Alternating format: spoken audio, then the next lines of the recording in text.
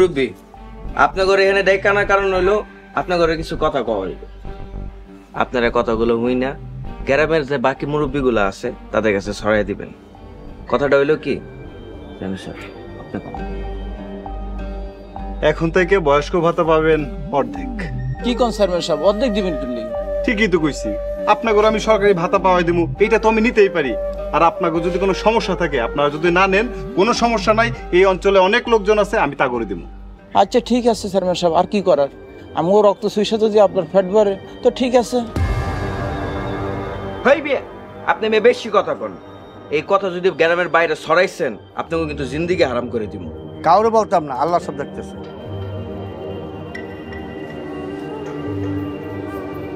কালু, এই অঞ্চলের সকল মানুষের ভাগ্য আমার হাতে।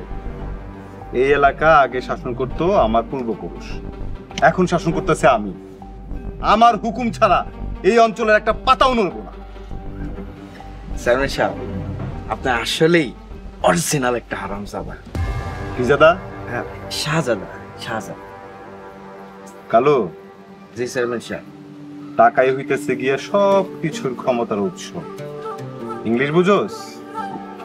না না বুঝলেও সমস্যা নাই, কন্যারা।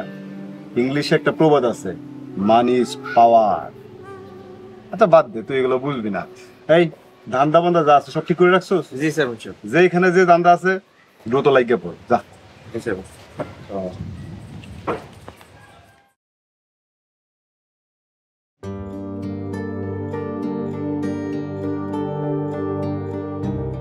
ঝর্ণা, এক গ্লাস পানি নিয়ে আসো। এই নেন।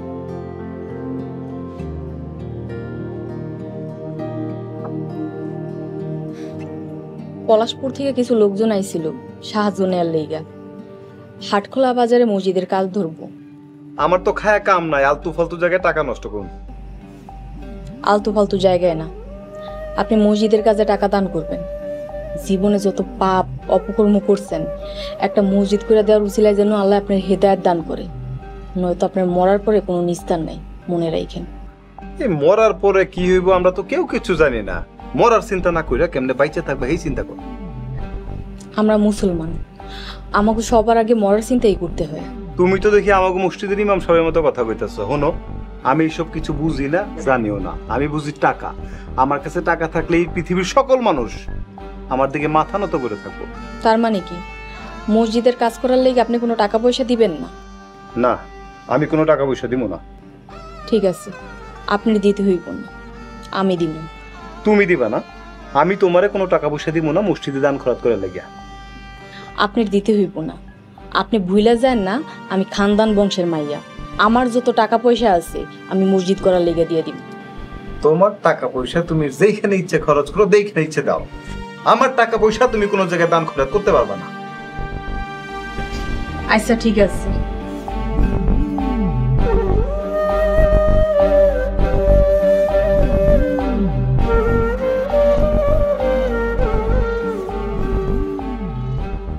মেম্বার সাহেব কি কইতে আইছেন কোন?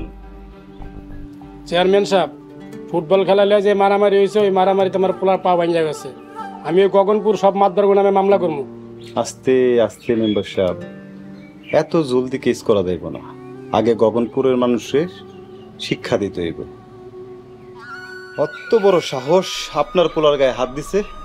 আপনি একটা কাম করেন, থানায় গিয়ে আগে একটা জিডি করেন, তারপর আপনি আপনার গ্রামের লোকজনের নিয়ে গগনপুরে হামলা করেন, বাড়িঘর কুপায় ছাড়কার করে দেন, দরকার পড়লে 2-3টারে ফালাইয়া দেন।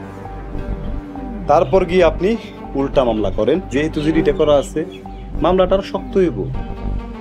আর রাজনৈতিক দিক সামলানোর লাগে তো আমি আছি।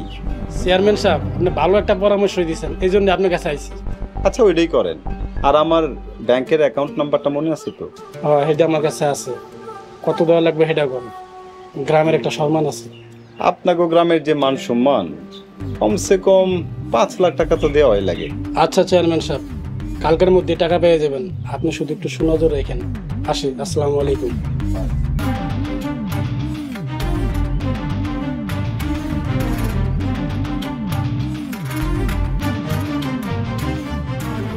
আপনি এটা কি করলেন?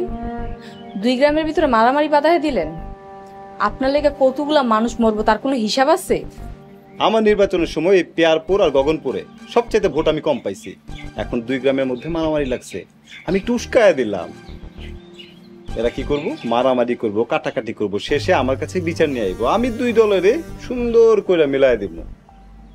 তারপরে ওই সব এলাকায় আমার জয় জয়কার হইব, Firoz chairman, Firoz chairman, Firoz chairman. আর 2 গ্রাম থেকে অনেক টাকা পয়সা আমার ব্যাংক অ্যাকাউন্টে ঢুকে যাইব। বুঝতে পারছো? আপনি আপনার চেয়ার আর টাকার লেগে কতগুলো মানুষের জীবন হুমকির মধ্যে ফেলাইয়া দিচ্ছেন, তার কোনো হিসাব আছে আপনার? দিলাম।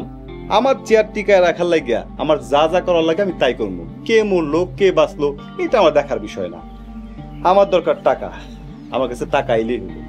এই টাকাই একদিন আপনার সর্বনাশ করবো, মনে রাখেন। আমার অডেল টাকা আছে, দুনিয়ার কেউ কিচ্ছু আমার করতে পারবো না। এত অহংকার ভালো না, অহংকার কিন্তু পতনের মূল।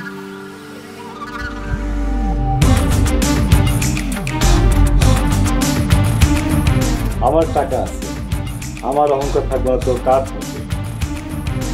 যার টাকা আছে তার পতন নাই।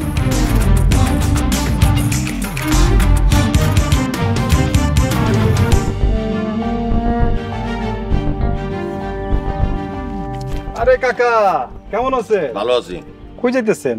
সদরে যেতেছি। কেন? রড সিমেন্ট কিনবো তো, বিল্ডিং করার লেগে।